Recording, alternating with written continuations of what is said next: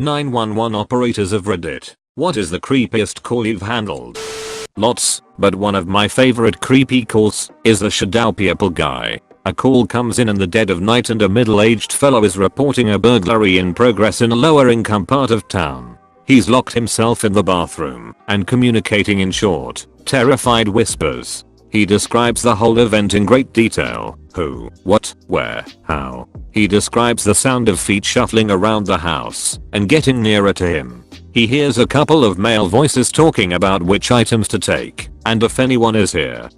He stops answering me periodically as he hears footsteps coming closer. He describes seeing the shadows of two pairs of feet walking by the door into his bedroom. He's pleading with me to hurry up and send the police because he doesn't have any weapons and he's disabled. And what if they hurt him? He's quietly sobbing as he tells me that they're right outside the bathroom door now, just standing there, and they know he's in there. I heard a small knock in the background. Police arrive at that moment and clear the scene. I tell him to come to the door. It's safe now. He does so and disconnects the line. Heard later from the officers that when the guy opened the door the entire house was covered wall to wall in aluminum foil and webs of fishing lines and other booby traps so thickly spread throughout the house that it was impossible for any creature, human or otherwise, to have entered or sneaked around the residence, much less the homie himself. He had been sitting by the front door the entire time.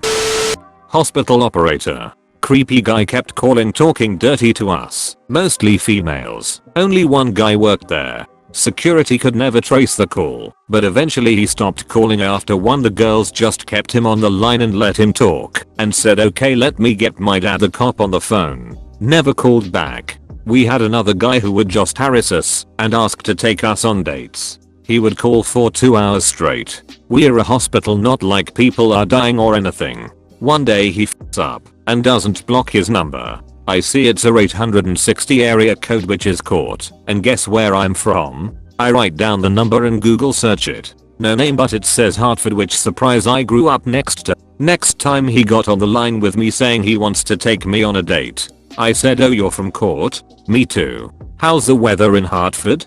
Click. Never called again. Got a dropped call from a house that has no phone. We get a lot of phantom calls from vacant houses, usually due to malfunctions with the phone lines or phone company. Anyway, we got a dropped call from a house with no phone, so officers went to make checks. The house was vacant. Right before they left, they look over at the property next door and see someone who apparently committed suicide hanging in the garage.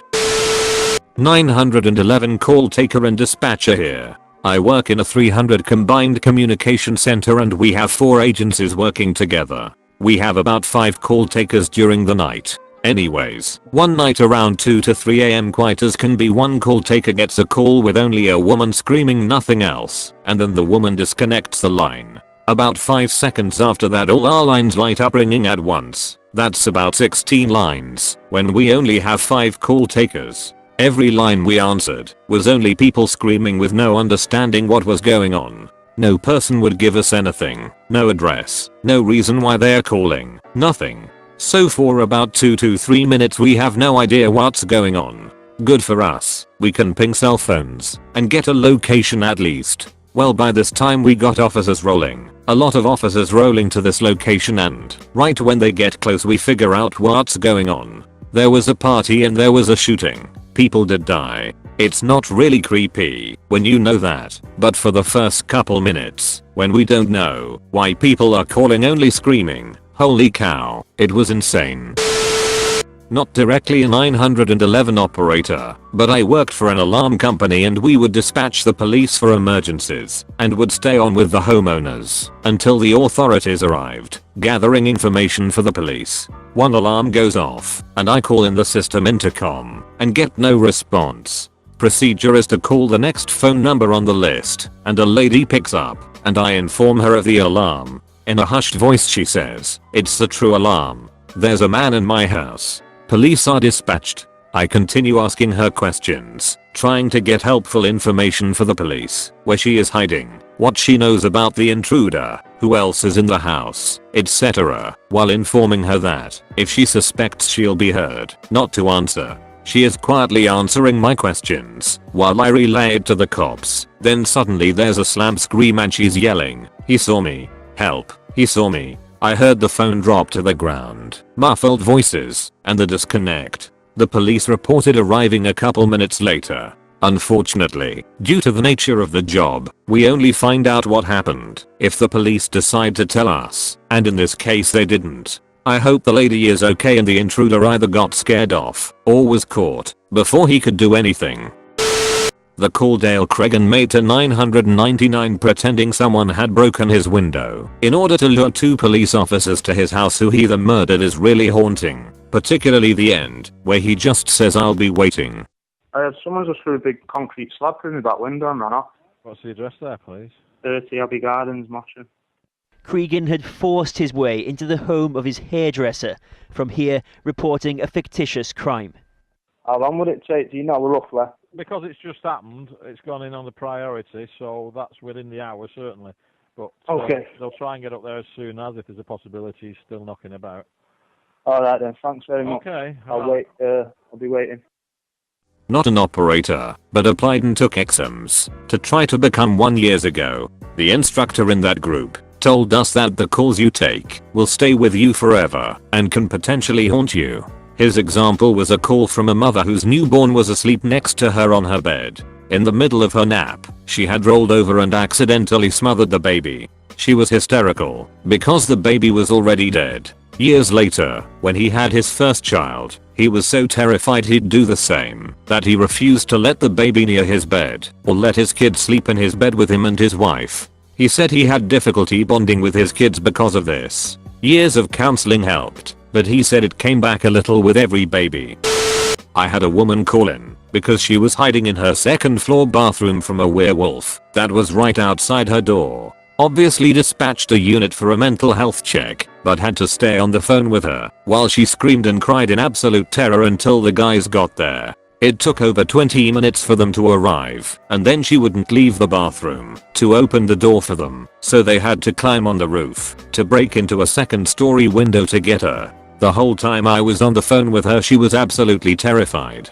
At one point, about 10 minutes into the call, I gained her trust and calmed her down. I had her put her phone down and open the bathroom door, promising that there was no werewolf there. I listened as she placed the phone down, shuffled over to the door, and then slowly opened it. The scream she let out is one of the most horrible I have ever heard. She came back to the phone screaming at me that I had lied to her, and was still right outside the door. Eventually, the guys got in and were able to take her to the hospital, but it was definitely the creepiest call I ever received. Hearing a grown woman freak out about a werewolf was unsettling. After I hung up, I joked with some of the other dispatchers that maybe there really was a werewolf and we should check on the guys. Paramedic here. We had a call come in for a car wreck at about 3 AM. Dispatch was unsure of where the car was because the call was cut off, but the cell phone pinged in the area they dispatched us to. We couldn't find the car or the lady. Dispatch comes back and says that they assumed it was a car wreck because the lady said I can't get out of the car and I can't breathe. We never found the car or the lady. In the back of my mind I wondered if she was kidnapped in a trunk of a car somewhere and the kidnapper caught her on the phone and shut it off. I work on federal property and sometimes work the dispatch center. About a year ago I answered the call for an active shooter in progress. I'll never forget the panic in the woman's voice, or the panic in my voice, when I first dispatched. My mom was a dispatch operator for years and my favorite story she ever told me was about the call she took that involved a woman screaming to her that there was an alien spaceship hovering over the KFC. I think the story ends with police being dispatched to her location, where she was found dead of a nod.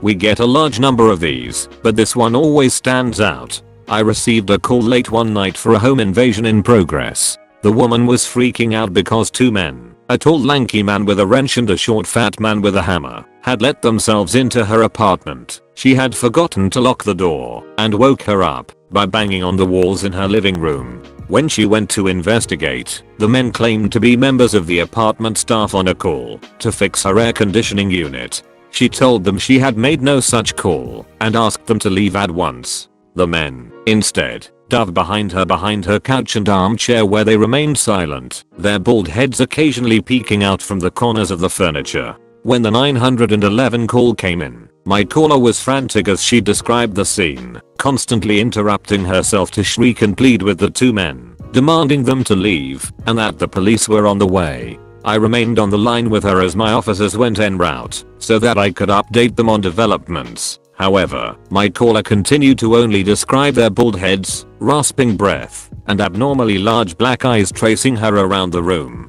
Roughly 5 minutes into the call, things changed. My caller said that the men had ducked down completely behind the furniture and she could no longer see or hear them. I advised my caller to remain where she was and not search for the intruders as she informed me she intended to, and that my officers were pulling into her apartment block. I heard a knock at her door as my officers entered, and, oddly enough, I began to hear a dog barking through my headset. Clearly, in cases such as home invasion, a dog present will be barking constantly, and it only began as my officers entered the home. I muted my voice and remained on the line as my officers cleared the apartment, all while the woman desperately described to the officers that the men must have sunken back down through the shadows on the floor as they usually do when they are about to be caught. My officers concluded after a full sweep of the apartment that everything was clear and that the woman had mistaken her furniture, a love seat, the short fat man, and high-backed chair, the tall, slender man, as the intruders.